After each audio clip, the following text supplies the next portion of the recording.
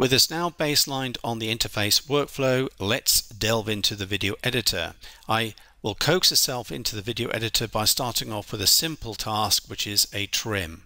I'm going to do this by using the project assets. Now, as you see, I'm about to select a clip, which is the title sequence, and I want to change the way this title sequence starts. First, by changing from this fuzzy Milky Way view to a better frame.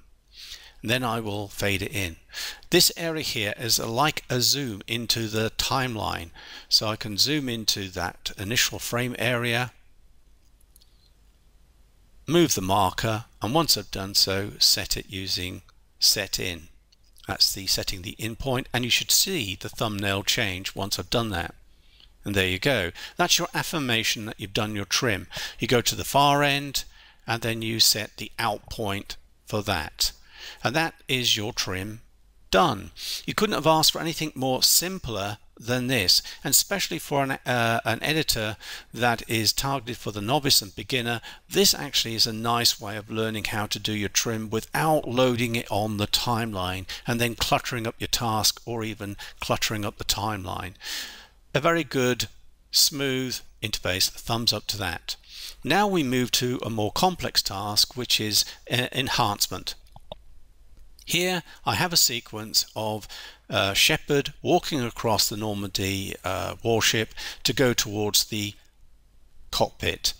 Now, as you can see from here, the actual color is a bit on the dull side, and I want to make it more vibrant, more colorful, and you just saw me use one of the wizards and it failed. So this is the point. You've got to make your own judgment call if a wizard is useful or not.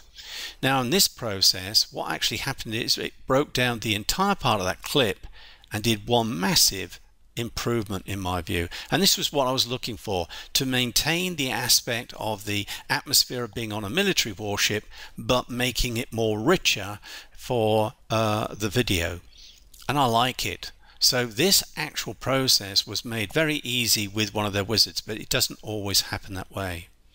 I'm now ready to move on to the final test, which is a special effects test. Here I'm going to use a biometric scanner which simulates as if your fingerprints has been scanned, and once it's ID'd you, it shows a photograph. What I want to do is change that photograph to a clip, and this is my matrix-like clip. Now, this part of the process is a little fiddly. From all the other things that you can do with this application, it's just amazing that this is not as easy to do. But nevertheless, it is not too difficult, it's just fiddly. Overall, you just have fun using this application. Doesn't matter if you're a gamer, semi-professional, or a beginner.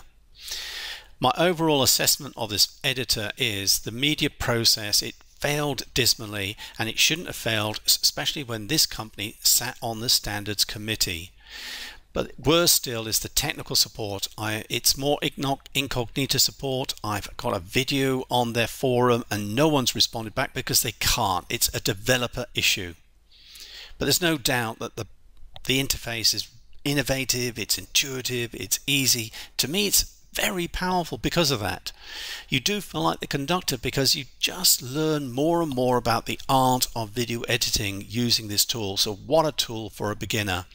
It deserves more than 4 stars, but you are in this dichotomy of feeling so good about the editor, but it doesn't make the product you want, and it should do, and you should be confident within the product.